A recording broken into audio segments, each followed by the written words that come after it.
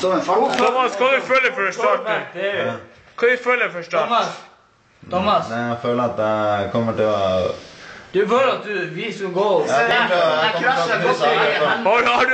Har du et mål for start? Du skal gi helvete. Ja, målet mitt er å skape fred på jord. Ok. Helvete. Jeg vet hva, jeg ønsker lykke til, og så... Du bryr deg. Nei. Ok, Thomas, da ber jeg deg... Thomas. Paul, det er din tur å gjøre fart. Så da klarte å svinge hele veien. Ok. Ja, fart. Gjør fart, Paul. Gjør fart. Hva er fart? Gjør fart. Gjør fart. Hva er fart? Dytt han litt. Hva er fart? Ja, dytt han litt. Hva er fart?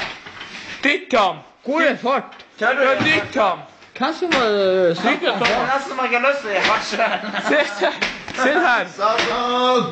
Du må dytte Paul. Paul, dytte Thomas back. Hæ? Dytt han.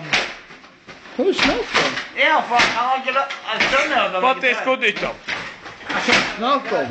Paul, sånn er du. Hvor dum er jeg? Jeg er dum. Jeg er dum. Satan! Jeg er dum. Men resten tar du straight. Gå, ta nesten straight.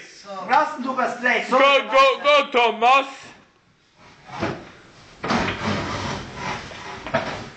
resten er sånn. Du har en sving der. Satan! Du har en sving der. Resten som jeg sykler med syklene i sånn trapp. Det er sånn trapp nedover. Ja, det er jo lett. Ja.